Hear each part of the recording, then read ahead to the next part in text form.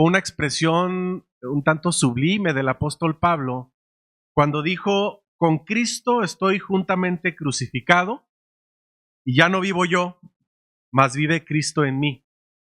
Y lo que ahora vivo en la carne, lo vivo en la fe del Hijo de Dios, el cual me amó y se entregó a sí mismo por mí. Qué bellas palabras, ¿no? Son profundas, tienen un gran significado. Y me voy a centrar donde dice el apóstol Pablo: ya no vivo yo, mas vive Cristo en mí. Déjeme hacerle una pregunta. ¿Qué diferencia habría en su vida si Cristo no estuviera en ella? ¿Qué diferencia habría en su vida si Cristo no estuviera en ella? ¿Qué diferencia habría en su forma de vivir?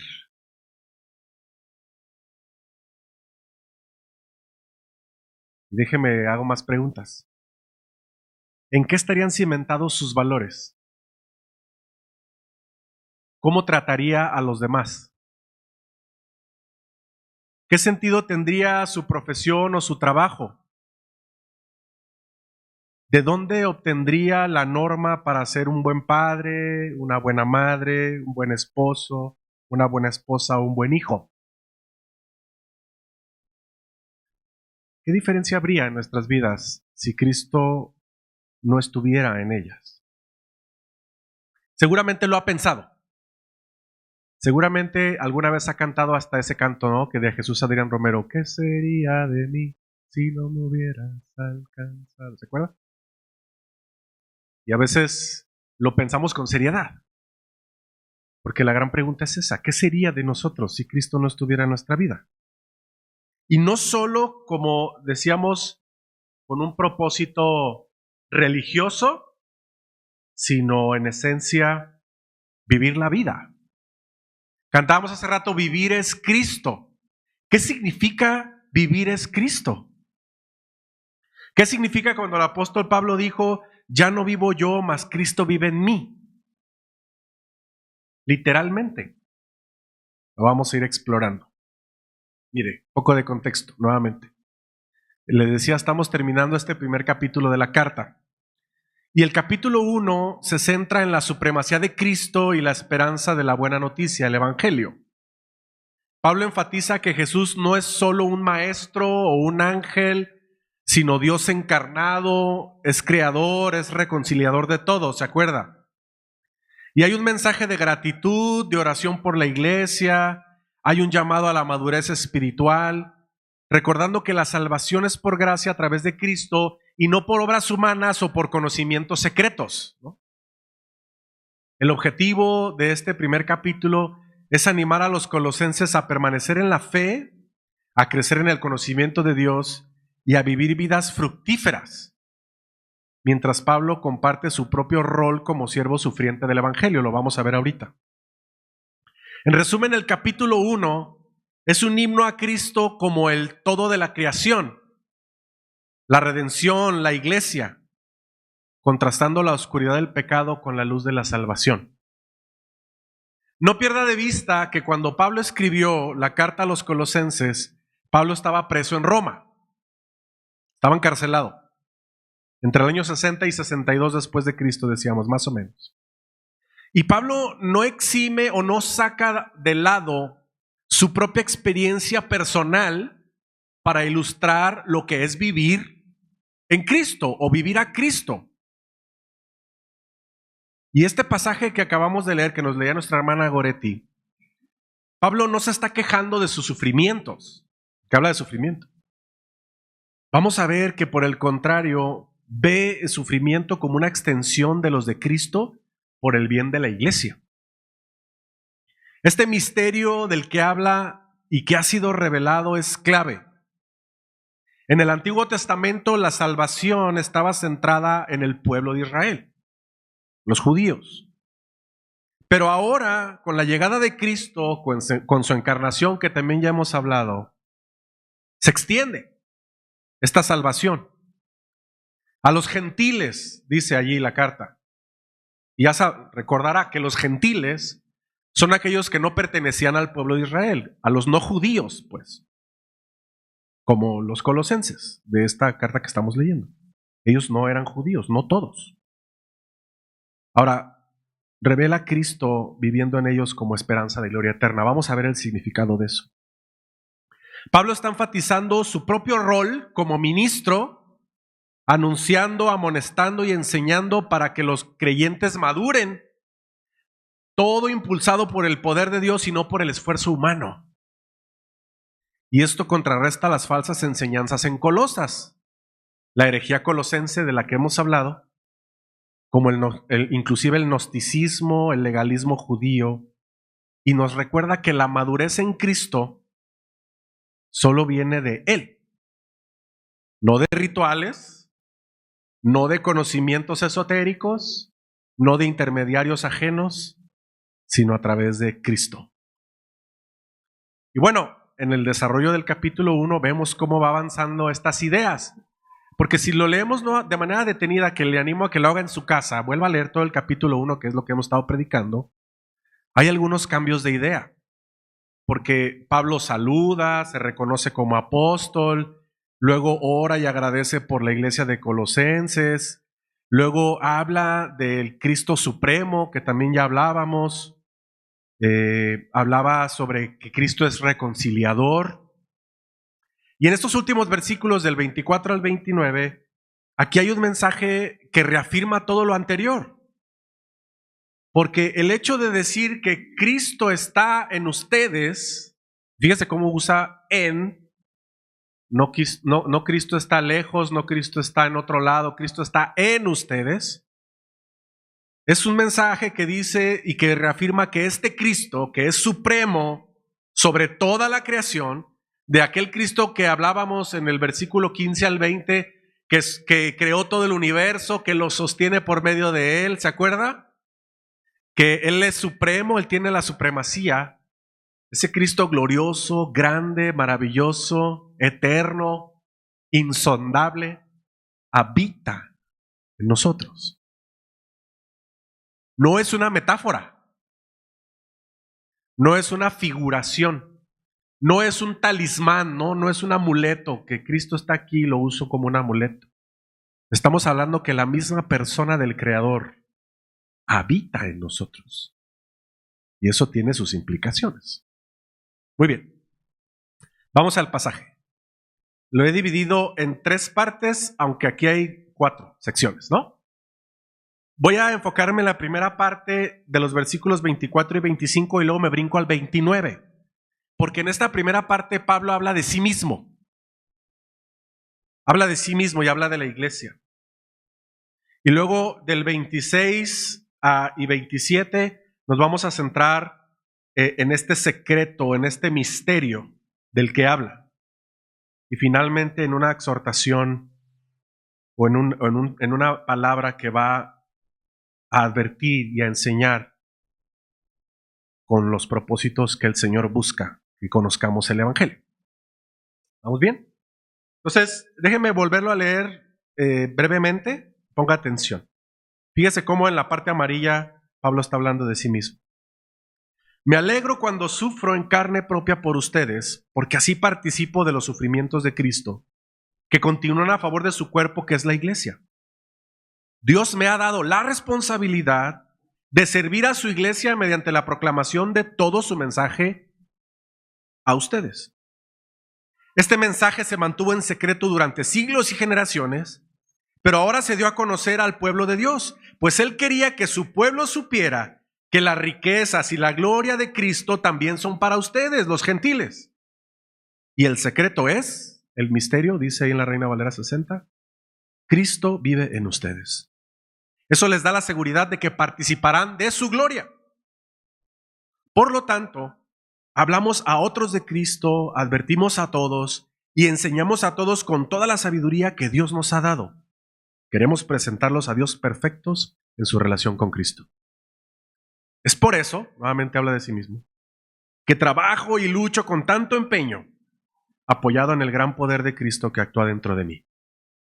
Vamos a la primera parte, versículos 24, 25 y 29.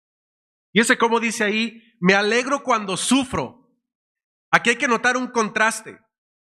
Alegría y sufrimiento.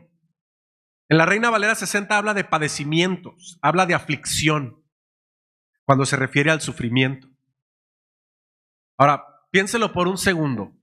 Cuando dice, me alegro cuando sufro, ¿cómo dice la Reina Valera? ¿Alguien me da esa frase?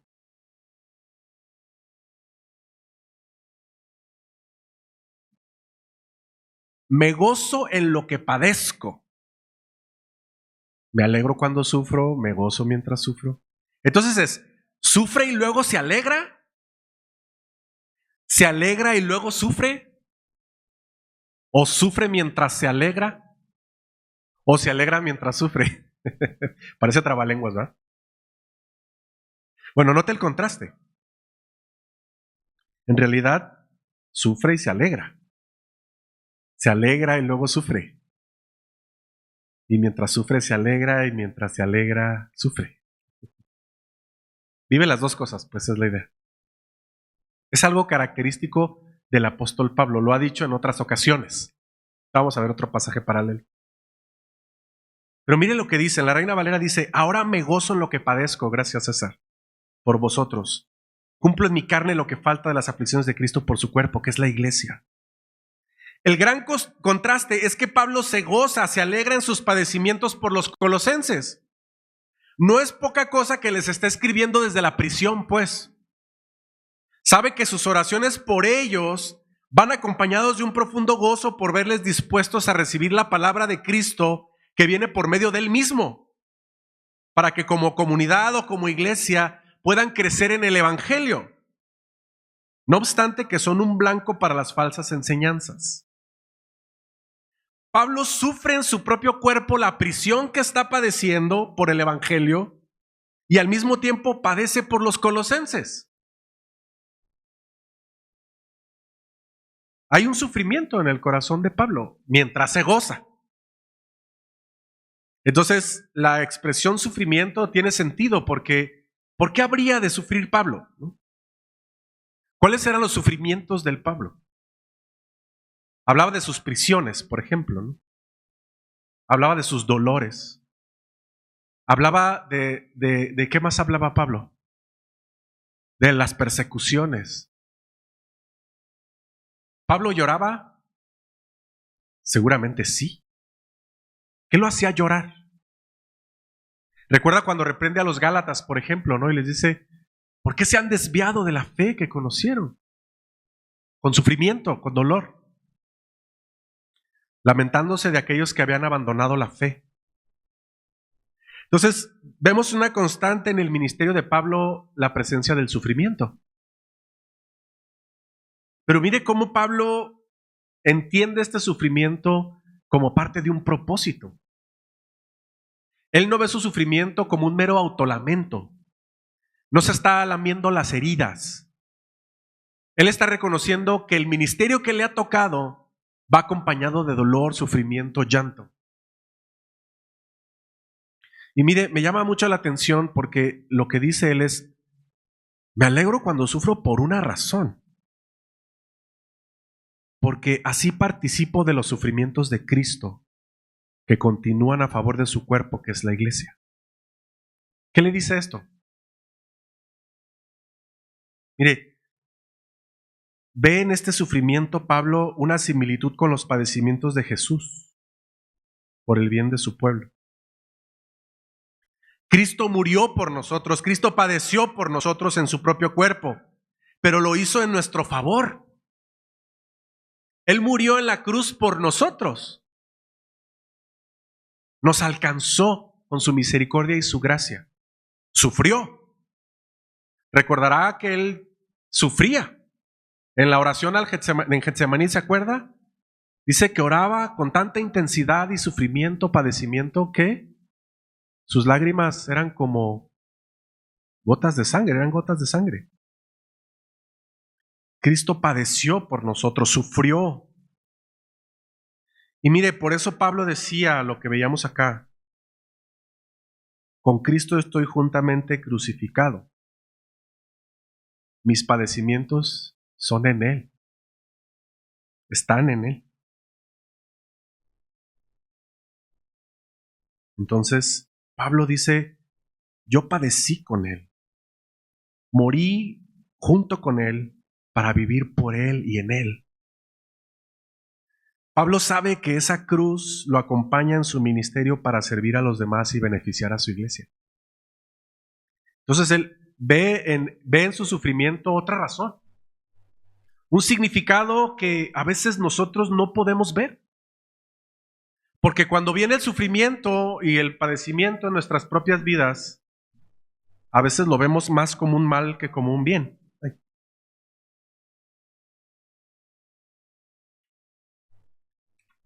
Ahora, observe cómo Pablo lo está viendo desde su propio ministerio. Voy aquí cambiando de hojitas. Las aflicciones de Cristo, según Pablo, no significan que la cruz de Jesús sea incompleta, pues la redención está completa. Más bien, Pablo participa en los sufrimientos que Cristo soporta a través del cuerpo, que es la iglesia, como las persecuciones, por ejemplo. Esto es colaborar desde Pablo en el plan de Dios. Su sufrimiento no le añade a la salvación, pero significa que el sufrimiento por el evangelio es gozoso, porque tiene un fruto, porque beneficia a la iglesia. Y uno podría decir, pero ¿cómo el sufrimiento de Pablo beneficia a la iglesia? Vamos a ver por qué. Porque Pablo está reconociendo, versículo 25, que Dios le ha dado la responsabilidad de servir a su iglesia mediante la proclamación de todo su mensaje para los demás. Pero si vemos en la historia de los hechos desde que aparece Pablo, y lo vemos en sus viajes misioneros y en sus cartas, a Pablo le tocó sufrimiento físico. ¿Recuerda cuando lo golpearon, lo arrastraron, lo sacaron, lo aventaron a la playa? ¿Sí se acuerda de eso? Cuando se burlaron de él, cuando le debatían, cuando lo querían avergonzar. Lo podemos ver ahí en el libro de los Hechos, lean. Padece muchas cosas. Pero él ve esto como parte de un sufrimiento y seguramente en algún punto pensó, bueno, no es comparable mi sufrimiento con el de Cristo. Pero él reconoce que él fue hecho ministro, es decir, siervo. Según la administración de Dios, dice la Reina Valera, dada para los colosenses, su tarea la tiene muy clara. La tarea de Pablo es anunciar cumplidamente la palabra de Dios. Él sabe que como ministro de la palabra de Dios y de Cristo, debe enfatizar y reconocer que su comisión es de Dios, viene de Dios, es divina, es un llamado supremo. Y él carga con esta responsabilidad, reconociendo el sufrimiento, pero el gozo mismo que le produce hacerlo. El fruto de esta predicación y de este servicio es eterno.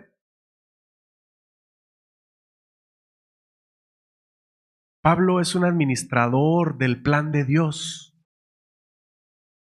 Por eso anuncia, dice, proclamo todo su mensaje a ustedes. Pero vea el 29, vámonos al 29. Cuando habla de lo demás, Pablo sigue hablando de sí mismo y dice, por eso, por todo esto, es que trabajo y lucho con tanto empeño, apoyado en el gran poder de Cristo que actúa dentro de mí. Pablo trabaja y lucha. Y dice, según la potencia de Cristo que actúa con poder en mí. Él reconoce que este trabajo lleva una lucha con tanto empeño.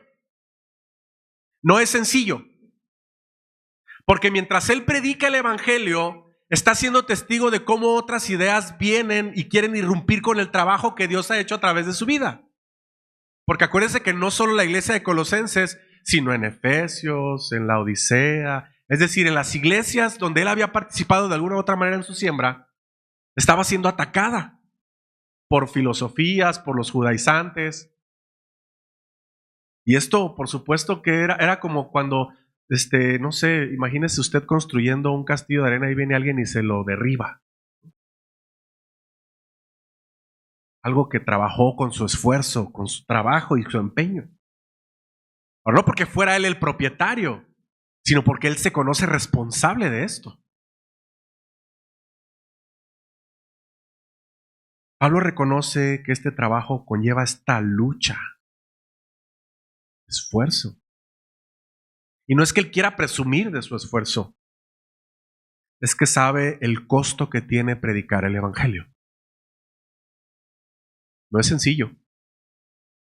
Y mire, es quizá por eso que el Evangelio no todos lo reciben como pudiésemos esperar. Porque el Evangelio no nos promete terminar con nuestros problemas, ¿cierto? Ese falso evangelio de que tú conoces a Cristo, acepta a Cristo y toda tu vida irá en perfección. Tendrás mucho dinero, te irá muy bien en la vida, no tendrás dolores, serás feliz en todo lo que hagas, no tendrás pruebas ni aflicción. Eso no es cierto. El Señor nos dijo que Él estaría con nosotros en medio de las aflicciones. Mire, es posible, bueno, esta idea que dice que Él trabaja con tanto empeño y lucha, cierra una idea de que Pablo lo hace con una profunda dependencia de Dios. Y es posible porque Cristo está con él, Cristo le da el poder, Cristo lo anima, Cristo le da el gozo que necesita para seguir. Pablo tiene claro a quién sirve y desde dónde obtiene las fuerzas para ese trabajo que le ha sido encomendado. Ya no vivo yo, Cristo vive en mí. Cristo le da el gozo suficiente para padecer, para luchar, para mantenerse firme. Y es una de las cosas de la vida de Pablo que me impactan. Porque Pablo muchas veces pudo haberse echado para atrás. Pablo muchas veces pudo haber dicho, ya no aguanto más. Pero literalmente dio su vida por el Evangelio. Mire, Dios nos ha dado la responsabilidad a usted y a mí de servir a su iglesia. De dar de nuestros dones, de nuestros talentos, de nuestro tiempo, de nuestro dinero, de nuestro esfuerzo, de nuestra dedicación. Lo ha hecho según los dones que ha repartido entre nosotros. Lo hemos estudiado, ¿cierto? Esto ha implicado una diversidad de actividades que complementan la vida de la comunidad. El servicio a Dios, es decir, el servicio en el ministerio, conlleva también una cuota de sufrimiento y de carga que no siempre entendemos. Porque mire, la iglesia no es pura miel. Vivir la iglesia conlleva confrontar pecado, tener pérdidas, dificultades, amenazas, porque dice la Escritura también que Satanás no descansa, ¿no? Dice, él está como león rugiente buscando a quien devorar. Y si la obra de Dios avanza, ¿va a haber oposición o no? Por supuesto. Porque Satanás es quien quiere venir a derribar el castillo, ¿no?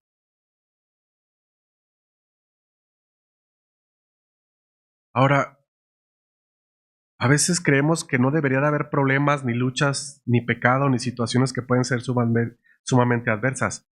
Pero sí las hay. Sí existen. Es parte de servir al Señor.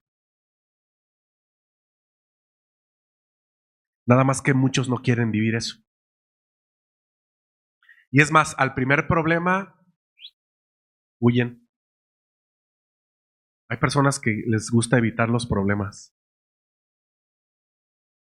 Pero eso tampoco es la vida cristiana. Mire, ¿es posible que pueda predominar el gozo por encima del sufrimiento? ¿O es posible gozarse mientras hay padecimientos? Pablo está diciendo que sí. Él reconoce en los mismos padecimientos de Cristo el propósito del sufrimiento, la lucha y el esfuerzo. El bien de la iglesia, del cuerpo, para su crecimiento, para que tenga la revelación de Dios a través de la palabra, para que crezca en madurez, para que entienda el propósito, para que viva la salvación, para que predique a otros el mensaje. Entonces Pablo sabe que esto ha sido fruto del trabajo en Cristo. no el esfuerzo propio. ¿Continuamos? Segunda parte, Colosenses 1, 26 y 27. Ahí está resaltado. Este mensaje, hablando del mensaje de Cristo, se mantuvo en secreto durante siglos y generaciones, pero ahora se dio a conocer al pueblo de Dios. Pues Él quería que su pueblo supiera que las riquezas y la gloria de Cristo también son para ustedes, los gentiles. Y el misterio o el secreto es este. Mire, más claro y fácil y sencillo no puede ser. Cristo vive en ustedes y eso les da la seguridad de que participarán de su gloria. ¿Qué tal? Parece sencillo, ¿no? O sea, ¿por qué era un misterio? Bueno, porque antes de Cristo, como decíamos al principio, la salvación era para el pueblo de Israel. La carta de Efesios, por ejemplo, habla también de esa apertura, ¿verdad? Ahorita vamos a ver un pasaje paralelo. Es decir, que las riquezas de la gloria de Cristo se extienden para todos aquellos quienes han de creer en Él, más allá del pueblo judío, los gentiles, pues. Y eso nos alcanza a todos nosotros. Ninguno de nosotros, bueno, que yo sepa, somos judíos de cepa, ¿no? Es decir, que el evangelio viene a extenderse y alcanzar a todos los demás para que crean en él. Mire, la palabra de Dios es el misterio oculto desde los siglos y las edades, pero ahora ha sido manifestado a sus santos, dice la Reina Valera. Este misterio es el plan secreto de Dios que estuvo oculto por los siglos en el Antiguo Testamento, pero que ahora ha sido revelado en el Nuevo. La inclusión plena de los gentiles, los no judíos como los colosenses, en la salvación por medio de Cristo.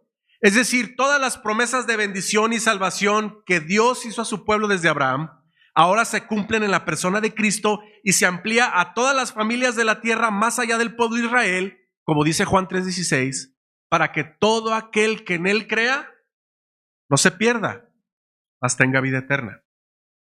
Y esto no es un secreto esotérico, ¿no? Como las falsas enseñanzas en Colosas. Es el evangelio puro. Dios une judíos y gentiles en un solo cuerpo, que es la iglesia. Y lo hace mediante la unión íntima que solo ha sido posible por la obra de Jesús en la cruz. Vaya conmigo a Efesios 3, del 1 al 13. Si quiere buscarlo en su Biblia, aquí está el pasaje. Ahí es RB 60, dice 69. Fíjese lo que dice Efesios 3, del 1 al 13. Fíjese en la similitud. Es más, si leemos Colosenses 1, esta parte que leímos del 24 al 29, y Efesios 1 del 3, del 1 al 13, haga de cuenta que es lo mismo, ahorita va a observarlo. Mire lo que dice. Por esta causa yo, Pablo, prisionero de Cristo Jesús por vosotros los gentiles, si es que habéis oído de la administración de la gracia que me fue dada para con vosotros, que por revelación me fue declarado el misterio, como antes lo he escrito brevemente, leyendo lo cual podéis entender cuál sea el conocimiento, o sea, mi conocimiento en el misterio de Cristo. Misterio que en otras generaciones no se dio a conocer a los hijos de los hombres, como ahora es revelado a sus santos, apóstoles y profetas por el Espíritu. Que los gentiles, otra vez, son coherederos y miembros del mismo cuerpo y copartícipes de la promesa en Cristo Jesús por medio del Evangelio, del cual vuelve a decir, yo fui hecho ministro por el don de la gracia de Dios que me ha sido dado según la operación de su poder. A mí, que soy menos que el más pequeño de todos los santos, me fue dada esta gracia de anunciar entre los gentiles el evangelio de las inescrutables riquezas de Cristo y de aclarar a todos cuál sea la dispensación del misterio escondido desde los siglos en Dios, que creó todas las cosas, para que la multiforme sabiduría de Dios sea ahora dada a conocer por medio de la iglesia a los principados y potestades en los lugares celestiales, conforme al propósito eterno que hizo en Cristo Jesús, Señor nuestro. Una vez más, en quien tenemos seguridad y acceso con confianza por medio de la fe en Él, por la cual pido que no desmayéis a causa de mis tribulaciones por vosotros, las cuales son vuestra gloria. Amplía la idea, ¿verdad?, de Colosenses. Entonces, Dios quiso dar a conocer estas riquezas de la gloria en el ministerio, en este misterio entre los gentiles. Pero mire, dice, es Cristo en ustedes la esperanza de gloria. ¿Por qué es tan relevante esta declaración? Pensemos nuevamente en la descripción de Cristo en los versículos 15 al 20. Este Cristo supremo, como decía hace rato, creador de todas las cosas, gran reconciliador, de quien se sostienen todas las cosas creadas, quien es cabeza de la iglesia y en quien habita toda la plenitud, está en nosotros. Todas estas riquezas de su gloria sustentan ahora toda nuestra esperanza y nuestra razón de vivir. Permítame regresar a las preguntas del principio. ¿Qué diferencia encuentra en su vida si Cristo no estuviera en ella? ¿O qué diferencia habría? ¿Qué haría los domingos por la mañana? ¿Qué haría los martes o los jueves que viene a un estudio bíblico? ¿Qué tipo de esperanza tendría en su vida? ¿Cómo resolvería aquellas cosas de su pasado que fueron difíciles de superar? ¿Qué pensaría de lo que hay después de la muerte? ¿Cómo le haría para reconciliarse cuando tiene un gran conflicto con otra persona? ¿Quién o qué sería Dios para usted? Si es que Dios pudiera aparecer en sus ideas o en sus pensamientos. ¿Cómo resolvería la culpa por sus faltas y pecados? ¿En dónde buscaría expiarse de ellos? ¿A quién o a qué acudiría para pedir apoyo, para pedir sostén, para pedir consuelo, descanso, provisión, confianza o refugio? ¿Se da cuenta? Si Cristo vive en nosotros, esto nos da seguridad de que participamos de su gloria. Significa que ese tesoro inmenso y grandioso de Dios se revela en esta verdad. Es la plenitud de la bendición divina que ahora se extiende a nosotros, llena de valor eterno, de belleza, de poder transformador. Y Pablo lo describe como algo grande y maravilloso. Un plan tan rico que supera toda la expectativa humana. Porque Cristo no solo lo salva de sus pecados. Cristo dice, porque yo vivo, vosotros también viviréis. ¿Qué significa que nosotros vivimos porque Él vive?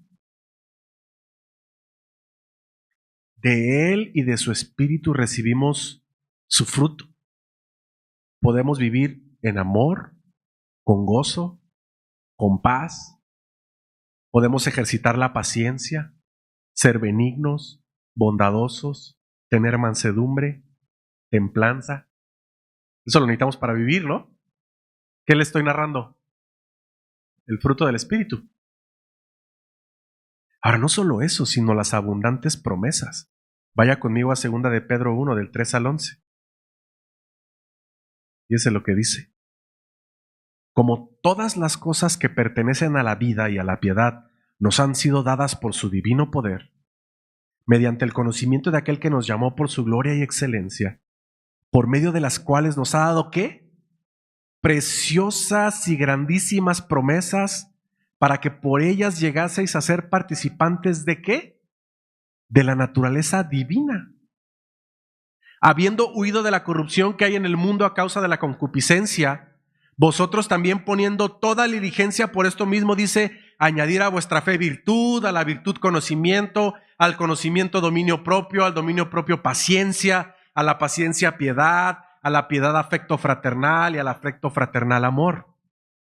Porque si estas cosas están en vosotros y abundan, no os dejarán estar ociosos ni sin fruto en cuanto al conocimiento de nuestro Señor Jesucristo. Pero fíjese, el que no tiene estas cosas tiene la vista muy corta, es ciego, habiendo olvidado la purificación de sus antiguos pecados. Por eso lo que le preguntaba hace rato. Estaríamos ciegos. Por lo cual dice, hermanos, tanto más procurará ser firme vuestra vocación y elección, porque haciendo estas cosas no caeréis jamás. Porque de esta manera os será otorgada amplia y generosa entrada en el reino eterno de nuestro Señor y Salvador Jesucristo. Esto es un motivo para dar gracias a Dios, porque somos coherederos de estas cosas y podemos disfrutar de su presencia en nosotros. Eso marca la diferencia en la vida. Eso lo hace diferente a usted de alguien que no tiene a Cristo en su vida. Usted puede gozar de esas grandísimas promesas, puede gozar de la presencia y de la gloria de Cristo en su propia vida. Podemos disfrutar de su presencia en nosotros, que a Él sea la gloria por siempre, por esto. Porque esto tiene implicaciones para nuestra vida.